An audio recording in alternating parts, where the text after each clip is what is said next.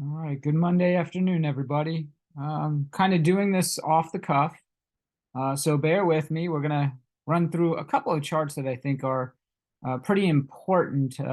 If you follow me on social media, specifically on Twitter, you may have seen these charts during the course of today's trading session. Here we are, Monday, April 17th, more than halfway through the trading month, which we anticipate to be a positive one based on some quantitative data that we've outlined in the past at Finom Group. So if you're not a frequent participator in my YouTube channel or at Finom Group, won't you hit the like button, follow us on YouTube, go over to phenomgroup.com and sign up for your membership today. With that being said, we're looking at a chart of the S&P 500, and what you'll probably notice is we're doing nothing, right? I mean, you could go all the way back to May, and we've been here, done this, right? We've had some peaks, we've had some troughs, we've had some tops, we've had some bottoms. A lot of sideways action here through what is, one of the longest, if not the longest, bear market in history without a recession. Probably heard they say that time and time again. More specifically, I want to get into a couple of charts here today because I'm hearing a lot of, I guess, negative sentiment and commentary, from the financial media. What else is new, right? What else is new about the underlying breadth in the market? And I'm not here to suggest that market breadth is good right now, right? What I'd say is it's all relative. Market breadth is a relative stochastic, if you will. When we're looking at these market internals, we have to rationalize where they are today based on where they have come from. That's always the best purview, in my opinion. We've heard lately that, large caps may have run their course. Small caps are doing what small caps do most of the time, which is perform like small craps. No pun intended. We've heard a lot about, well, the generals are the only thing that are keeping this market up. And then, the financial media makes that out to be some kind of, ominous sign that, impending doom is on the horizon for the markets. My thesis is completely different. And I think that we're not getting the appropriate context, or, your average investor trader trying to do this at home themselves, they're not getting the appropriate context, if not facts at all. Some of the opinions that we hear, some of the things that you might listen to on your favorite financial media news network, they're not always right. The pros, so to speak, they don't always get it right. They're not perfect, okay? And we shouldn't expect them to be perfect. But I'm going to try and demonstrate what I think is happening and whether or not it's par for the course, right? I mean, with the media's commentary all last week, sell this rally, sell 4100, sell 4100 in the S&P, right? I mean, it was like one guest on CNBC after the other. Are they right? Or are they just doing what they usually do, right? I mean, you're on CNBC, you got to make a call, right? So I get that side of the whole equation as well. And I would be of the opinion a lot of times they don't want to do that. They just want to talk markets because they're passionate about markets and they have conviction in, one direction or the other. But to make a call, I'm sure if that wasn't part of the gig, they wouldn't do it. But it is part of the gig. More often than not, the host of any financial media program is going to ask whether or not the guest feels like the market is going to go higher, lower, stay in this range-bound environment that we've been in for quite some time now. Over the weekend, that was kind of what we were looking at in terms of our macro research for Finom Group members. Are we going to break down or are we going to break out? And that gets to the root of, looking at market internals, looking at market breadth. Speaking to the financial media last week, I'm telling you folks, on Thursday or Friday, or maybe Thursday and Friday of last week, as the markets were recovering and moving higher for another week in a row, one guest after another. And this was on Market Call, which is Dan Nathan, Risk Reversal, his YouTube channel. And by the way, and I've said this many times, since he was banned from Twitter and then got a new Twitter handle because his former one was banned, you better believe Dan Nathan is going to just, constantly badger, bemoan, and berate Elon Musk and the Twitter platform. And so far, he hasn't disappointed me in that respect. This is from Bloomberg. Again, this is another guess. Sell this rally. Facing a fairly dramatic sell-off, says Morgan Stanley's Chris Toomey. Talk of the tape. Sell before May and go away. Sell, sell, sell. Let's see. Truist Keith Lerner says he expects markets sell-off amid earnings season. Sell, sell, sell, sell. Earnings estimates are too high. We're not buyers. At least Tony Dwyer's a little bit more pragmatic. He's not a buyer, but what he has, he's okay holding on to. Commercial real estate crisis. What's ahead for the sector? This guy literally said that we're on the cusp of something that is equal to or greater than what we experienced in the real estate market during the 2008-2009 housing crash / mortgage meltdown. I kid you not, he said that. I don't want to get into it right now, why he's an absolute Seth, if you have nothing nice to say, don't say anything at all, especially when you're not dressed, right? It's after hours, folks, okay? Bear with me. This is, and by the way, this is our weekly Nifty 9 that we send out freely, to our members every Monday. These are excerpts from within our macro research report. I talked about this, bears reload on equity shorts. This is where they were going into the trading week last week with net shorts greater than where they were in 2020. That's how bad the sentiment is out there. Folks actually believe we are in a worse situation than a once every 60, 70, 80-year pandemic that actually shut down the entire global economy. It's worse than that? Come on. But that's how they were positioned. It was amazing. It's amazing what people actually think. Institutions, hedge funds, and how they're positioning. That was last week. My whole point on putting this in our macro research report is from a discipline and education standpoint. Right? If you think the market is going down, I'm okay with somebody saying, I'm going to hold heavy cash position. I'm not okay with somebody saying, I think it's going to go down soon, and therefore I'm going to position for it, i.e. market timing. Because when it doesn't work out, especially when you're in futures, you are seriously leveraged. You're like 4x leveraged, just your short spider ETF position, an options play on short spider. When you are in futures, it's bad, folks. Leverage goes against you quickly. And so last week, they were so heavily positioned short. How'd that work out? How'd that work out? Right? That's the smart money, the hedge funds, the institutions. Stop it. All right, here was our third excerpt. Sell before May and go away. That's Christopher Harvey. And we saw, the caption from his appearance on CNBC. And mind you, what we always have to recognize, again, what kind of breadth is in the market, not just today, but, the breadth of today came from someplace in the past. Earlier in the year, we had all of these breadth thrust fire. Quantifiable edges denoted the BAM and the Whaley breadth thrust. And it has its own proprietary breadth thrust that fired called the 7070. All three of these breadth thrusts fired. Folks, look at the positivity rate going forward.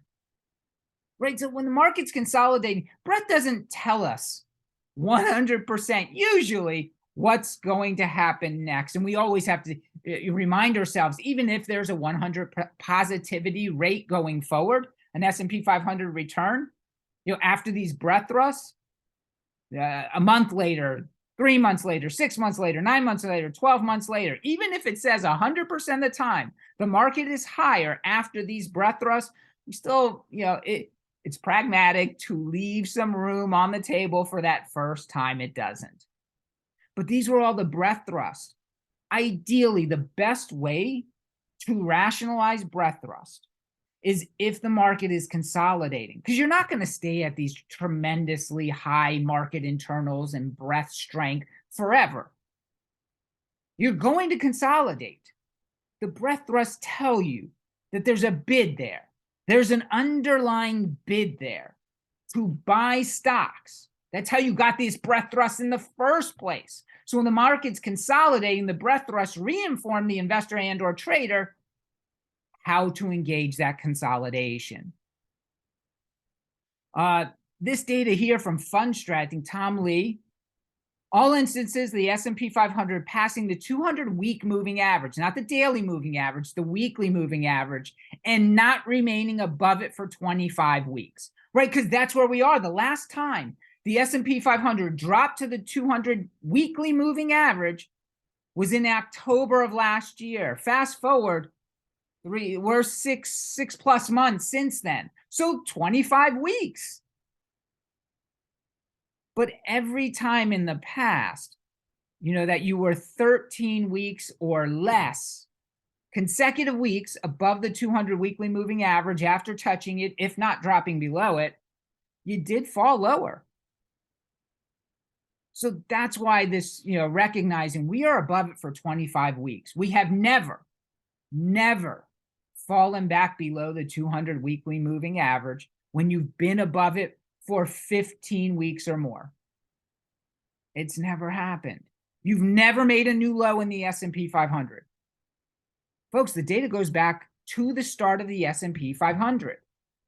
I was listening to Carter Braxton Worth, not refuting this data because it's black and white. You can't refute it, but you can assuage it by saying, well, that's data mining. And, you can kind of set the parameters, come up with whatever you want. And I don't disagree. It is data mining. But the facts are the facts. You've never made a new S&P 500 low after this has occurred.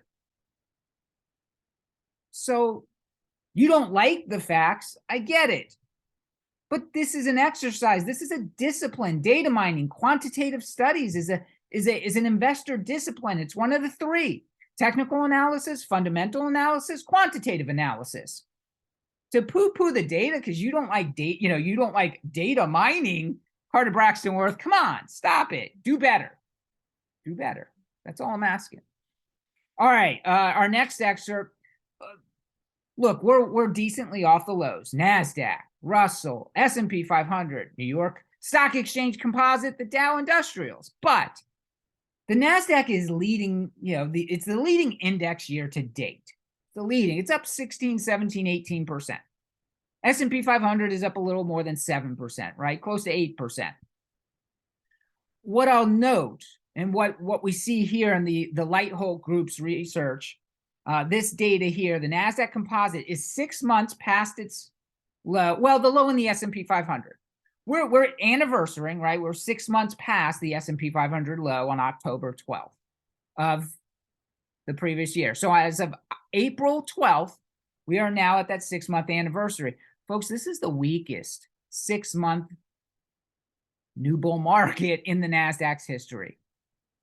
Off of all major lows, historic lows, major lows, 6 months later, remember that the NASDAQ wasn't created until 1971, I believe, but here's the first major low that consisted of the NASDAQ. And look at all of these returns, folks. I mean, they're huge 6 months later. And then you get down to the current one. Like, I get it. I've long since, I understand why the bears aren't convinced. This is a really weak 6-month rally off of a major low. Really, really weak. We're using the S&P 500 low here. And it's still up only 14.5%, the NASDAQ. And look at the Russell. This is the weakest in history for the Russell as well, using the S&P 500's October 12, 2022 major low. I get what the bears are saying. It doesn't discount the fact that we have not retested in 6 months. And we are, at one point, the NASDAQ was up 20% off of its low. Technically, if a bear market is a 20% drop from the high, then a bull market is 20% off of that low. Just something to think about.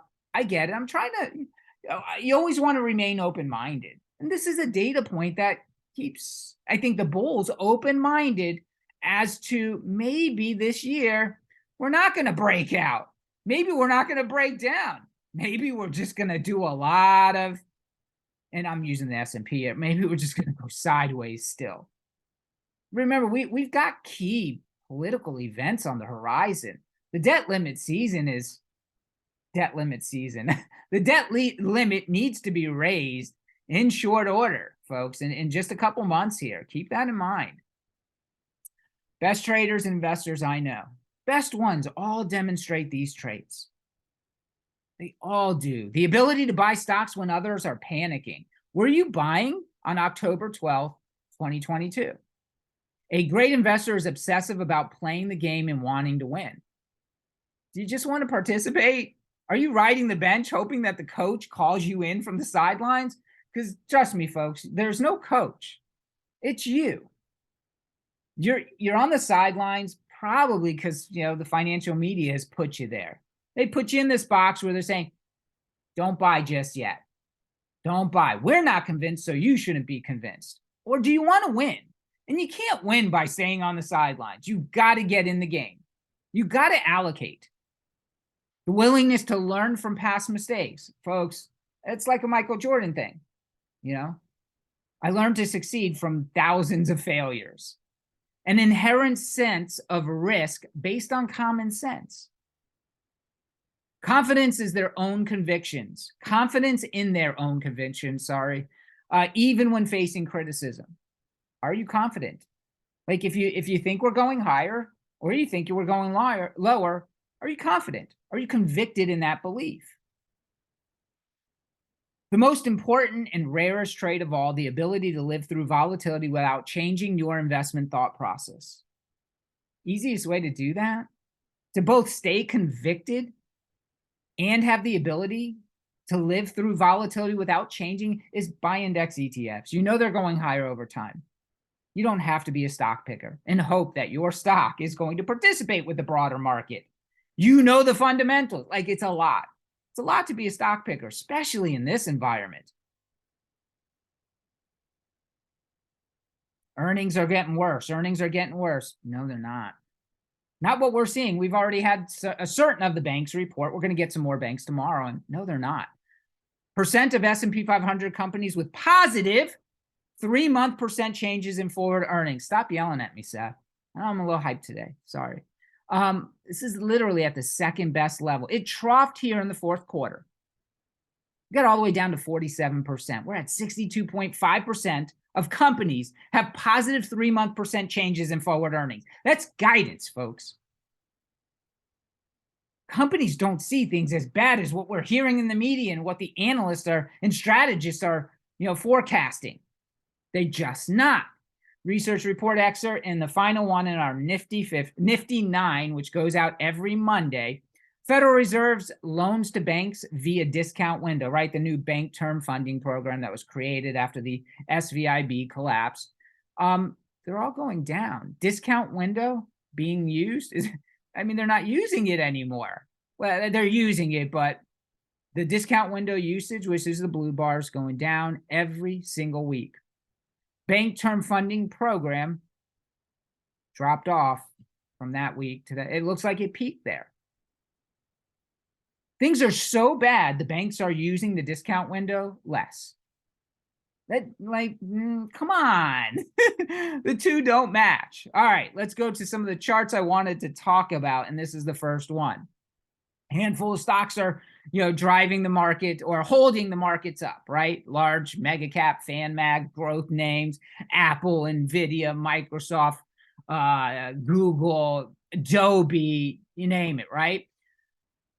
What we're looking at here is the performance ratio between XVG and SPX, or value line geometric index versus the S&P 500. What's the value line geometric index? It's a broad index that equal weights, basically giving you the median stock performance, in the market. So think of it as the average stock index. All right. Now, what usually happens off of big market lows, major corrections, bear markets, is that the majority of stocks bounce. Small caps, large caps, crap stock, you name it. the majority of stocks bounce. So what usually also happens, and we're going all the way back to 2000, right? The dot-com bust. And here we have the bottoming in 2002. I think the market bottomed July 2002. Usually, the average stock index outperforms the S&P 500. So when this performance ratio trend line is going out, that's the average stock beating the S&P 500. But usually after that, after a period of time where everything's moving up and even outperforming the large caps, it falls. And those large cap stocks, the S&P 500 cap weighted index outperforms the average stock. Did so here. This drops down. So when the trend line's going down, that's the S&P 500 outperforming the average stock index, the value line geometric index. Here we go. Here's another major low, right? That was the great financial crisis. Here we are bottoming in 2009, bottoming XVG, value line geometric index, outperforms the S&P 500. But eventually that stops. In the large caps, think of it, if you're a military person, think of it as sending out the cavalry. The cavalry leads the charge. It destroys the bears or the enemy. I'm a little biased, right? Come on. I am bullish always. It's the best approach to investing. You have to be optimistic. You have to be disciplined. All right. So the cavalry, they march out. They take out the bears. The generals come in behind, they give kudos to their team, the cavalry. They reward them for all of their great efforts and everything. And then they say, we'll take it from here. We're going to lead us to the next battle. And that's when the average stock underperforms through most of the bull market. Most of the bull market, you have large cap, the generals that drive the indexes higher. So trend line's going down for years. The whole bull market, basically, from 2011 to the next bear market, the S&P 500 outperformed the average stock or the median stock index. Here we are again, 2020, pandemic. What led us, right? This is the trend line's going back up again. There you go. The cavalry's on the field of battle. But then through most of 2021, cavalry says, we're done our job. The generals come in, reward them again. We'll take it from here, boys and girls. I don't want to be sexist. I know military nowadays. So I apologize if that came off wrong. I seriously don't mean to offend anybody here. And here we are again, right? 2022, possibly have bottom. I will leave that window open because I can't predict the future. So I'll leave the window open and say we possibly bottomed in October of 2022. Cavalry's on the field, leading us higher, but here we are in 2023. And the generals are back on the field. It happens every time. So when they say, well, it's only a handful of stocks, it's only the large caps, it's only the fan mag, it's only growth. That's what a bull market is. We're literally doing the same thing we do in each of the past major corrections and or bear markets. The generals lead. All right, what was the other? There was another one that I put out here today. Let's get to that chart. Here we go. Okay, sideways. We're going sideways. We're not making much progress here.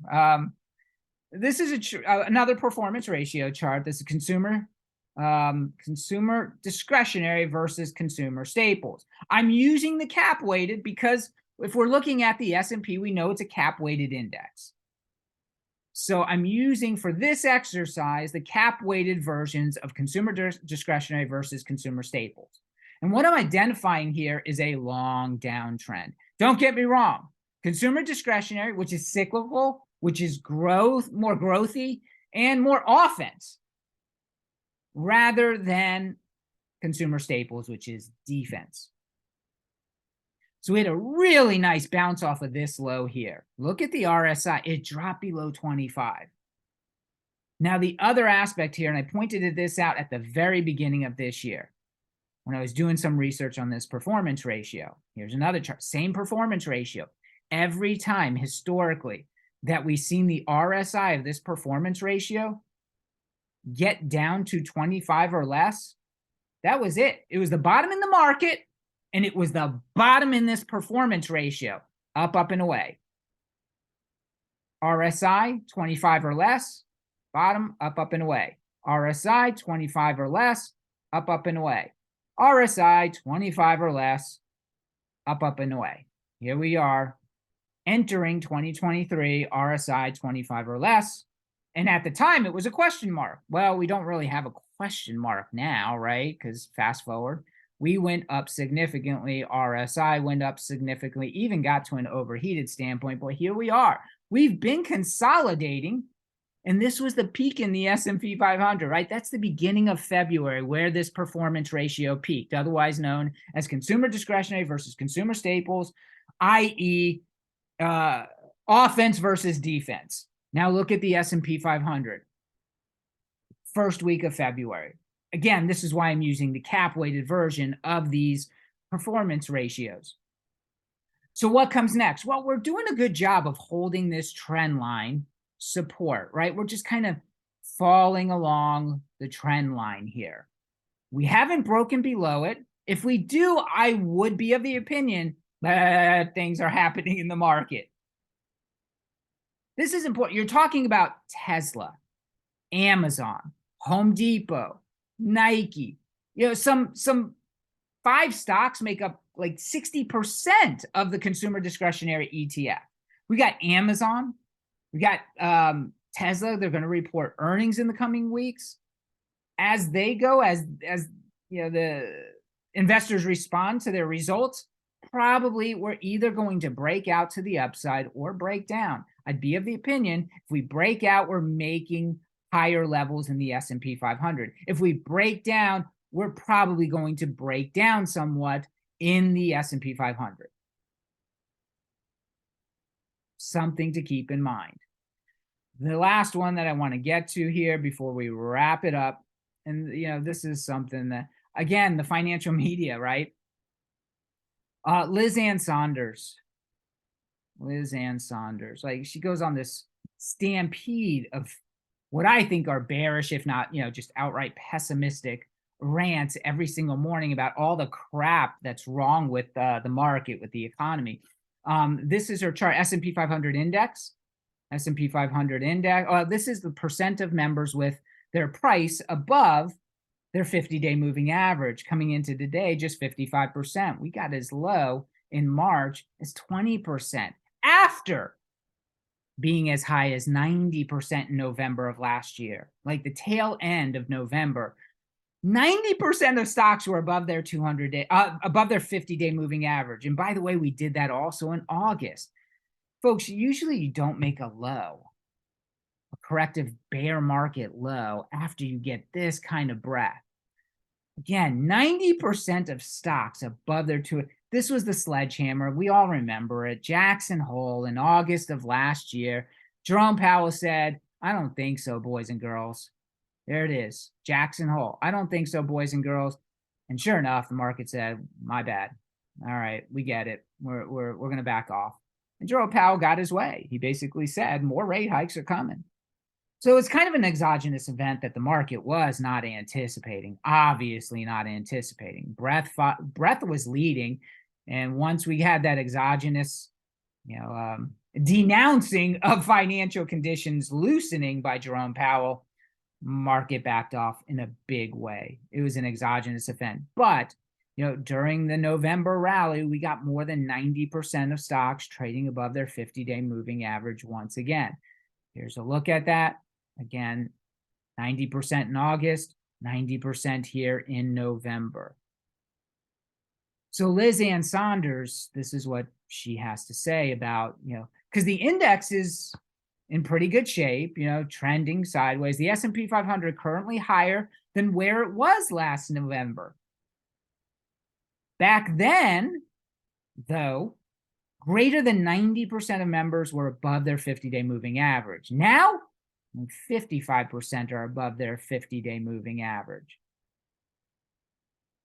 Now, if she thought this was a good thing, I'm sure she would have said so. But She obviously doesn't, and that's why she's essentially saying breadth does not support the S&P 500 at this level. If we had more than 90% of stocks above their 50-day moving average in November, and yet November's price was lower than we are today with worse breadth, right? That's usually what we associate as or denote to be a bearish breadth divergence. Breadth is worse than price is performing. But as I started out this conversation today, I said, in order to analyze the breadth today, you have to know where you're coming from. And where we were coming from was extremely strong breadth, as she denotes. 90% of stocks were above their 50-day moving average in November. Are you just going to keep going higher? Right? The best you can do is another 10%, meaning 100% of stocks are above their 90-day moving average. No, above their 50-day moving average. No, you're going to get consolidation in both breadth and price. It's just a matter of when. But breadth isn't just going to keep climbing. Price doesn't go up forever. Breadth doesn't just continue to climb. The best you can do is 100% of stocks above their 50-day moving average. But normally you do get consolidation of breadth, which leads to some degree of consolidation in price, which we have had. So with this understanding, and that's why I also this is why I was talking about the median index performing, relationship with how the S&P 500 is performing. We're not supposed to have breadth just continue to be strong. We're not. The median stock should not be performing as strong as the index itself. It's not the way it works in bull markets, as we demonstrated. So here's a perfect rendering of quantitative data that speaks to exactly what Liz Ann Sonders is espousing in her Twitter feed. This goes back to 2020. I had posted this on Twitter because back then, breadth was consolidating, right? This was in June, the end of June. We had seen breadth consolidate in a big way. S&P 500, after the percent of members greater than their 50-day goes from 90% of stocks to only 50% of stocks above their 50-day moving average. Right? Today we're 55%. We had been below that. So today qualifies. Here's the key takeaway. Is that an ominous sign for the S&P 500 going forward? If we look out 6 months, the market has been positive after you've gone from 90% to less than 50% of stocks trading above their 50-day moving average, that consolidation. 6 months later, the market has been up 92% of the time. The average return is 12%. A year later, the market was never lower. A year later, after you had this breadth consolidation, the market has never been lower. Folks, this is normal. This is to be expected. This is not a sign when you get this kind of consolidation, that you need to, read these tweets as being negative and ominous. And this is where we finished our trading day. Breakout or breakdown. In my opinion, we're waiting on a catalyst. And I think it's earnings season. I'm not looking for new all-time highs this year. My price target for 2023 is 43.50, which is a double-digit return from last year's closing price in the S&P 500. I still think that's achievable, but it is going to take a catalyst. Generally, and especially in this environment where everybody is so pessimistic about the earnings trend, I'm of the opinion those fundamentals need to be understood better through this earnings season. The generals are on the field. They're going to be reporting in the coming weeks.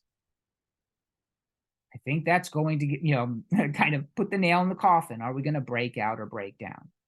That being said, I'm Seth Golden. If you like this video, hit like, follow me on YouTube, and go subscribe to phenomgroup.com. Be back next time, folks. Take care.